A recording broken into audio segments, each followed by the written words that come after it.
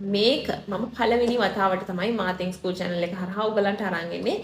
මේ ස්ටේට්මන්ට්ස් තුන එහෙම නැත්නම් මේක ගෝල්ඩන් ස්ටේට්මන්ට්ස් කියලා මට කියන්න පුළුවන්. දරුවෙක් ප්‍රශ්නයක් අරන් එන ඕනම වෙලාවක. ඕනම වයස දරුවෙක් ඕනම ප්‍රශ්නයක් අරන් ආපු වෙලාවකට පළවෙනියටම කියන්න ඕන වාක්‍ය තුන තමයි මේක. කොහේ හරි ලියලා තියාගත්තත් පාඩු නැහැ.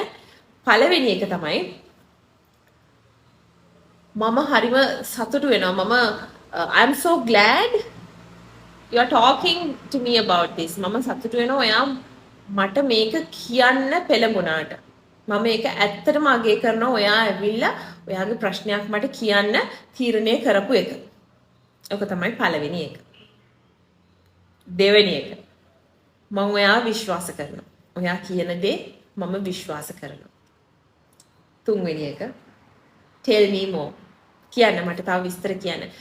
ඔය tell me more කියන කොටස තමයි අපි ඊළඟ පියවර දෙකේදී තව පොඩ්ඩක් ගැඹුරට ගිහිල්ලා බලන්නේ. මේ tell me more කියන එක අපි කොහොමද දරුවගේ හිත රිදෙන්නේ නැති විදියට හරියට නිකන් අපිව මේ පොලිසියෙන් අරන් ගිහිල්ලා හරස් ප්‍රශ්න අහනවා විදියට නෙමෙයි. අපි දරුවෙක්ගෙන් විස්තරයක් දැනගන්න ඕනේ, අහගන්න ඕනේ. ඊට එහායින් ගිහිල්ලා කොහොමද අපි දරුවගෙන් හරි විදියට මේ දේවල් ගැන අහන්නේ. ඔන්න ඕක ගැන තමයි අපි ඊළඟ පියවරවල් දෙකේදී කතා කරන්නේ.